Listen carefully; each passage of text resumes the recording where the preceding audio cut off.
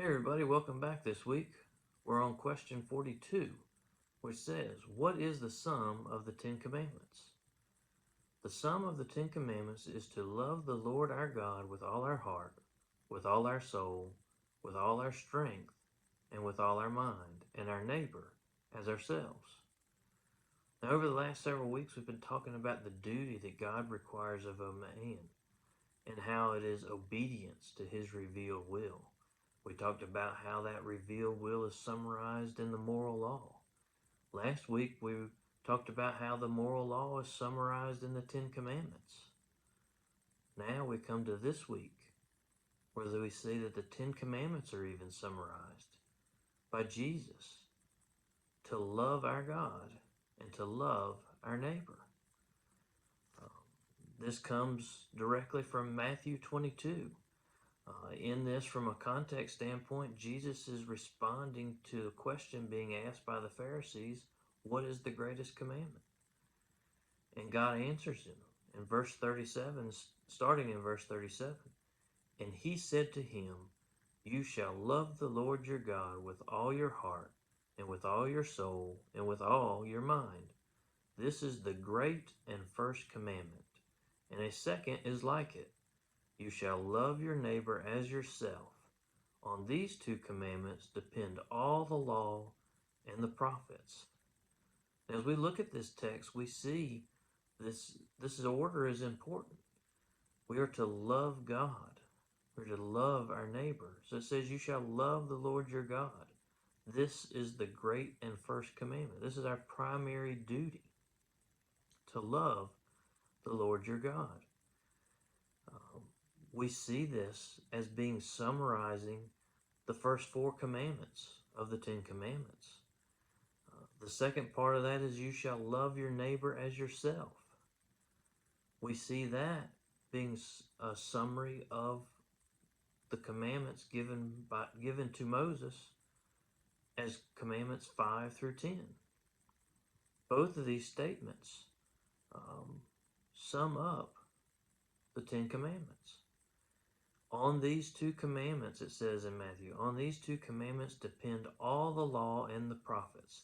So these two statements summarize the law, the Ten Commandments, the moral law, God's revealed law, great revealed will. Hopefully, as you see this, maybe it's starting to be able to see that how one small sin has now generally become so big.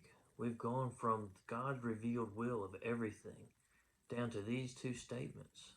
So you're in one of these two statements. More than likely, you're in both. Because think about it. It says, you shall love your neighbor as yourself. That's a command by God. So if you're not loving your neighbor, you're also not loving God, you're denying him. So in essence, you're breaking them both. I think of the passage in James chapter 2. It says, for whoever keeps the whole law but fails in one point has become guilty of it all. Because God is everything. Everything leads back to him. He is the center. We go back to the very first question of this catechism. It says our chief end is to glorify God. As Christians, God should be the center of everything we do. He should be our primary focus. The first thing we think of when we get up, and the last thing we think of when we go to bed. But how does we think about that? How does the world that we live in look at this? I'll just pick one of the commandments. So we'll say the sixth commandment, thou shalt not murder. That's something bad. We all know it's bad. You can go to prison for it.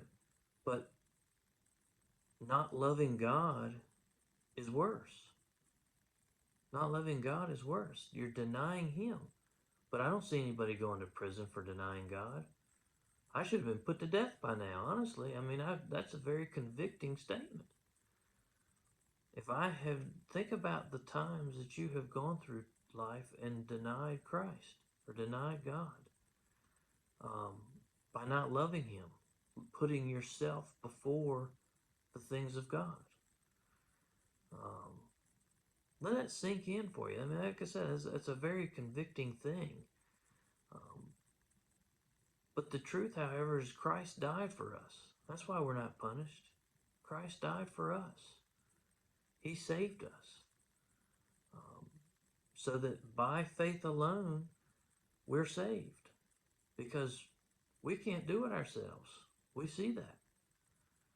Um, think about that. Think about how badly it really is for those that don't know Christ. They don't even know the turmoil that they're in or could be in because they don't know Him.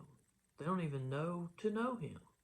They don't know Him to deny Him, or others that do deny Him. Think about how many people you interact with. Um, I would challenge you as this sinks in. I hope that puts maybe a stronger desire to say something to somebody you know. Say something to your friends.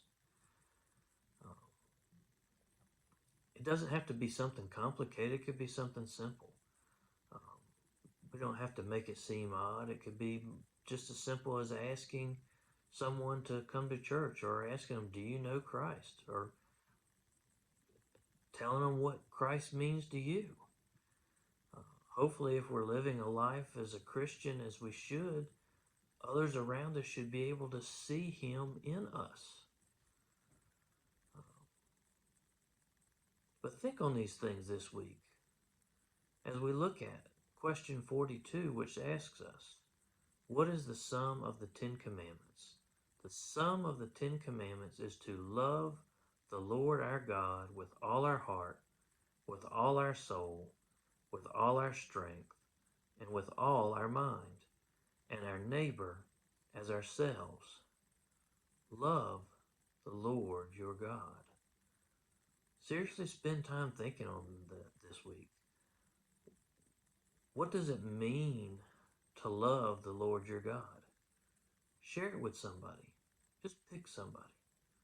Pick as many as you want, but I challenge you to at least pick someone and talk to them about Christ and what He means to you this week.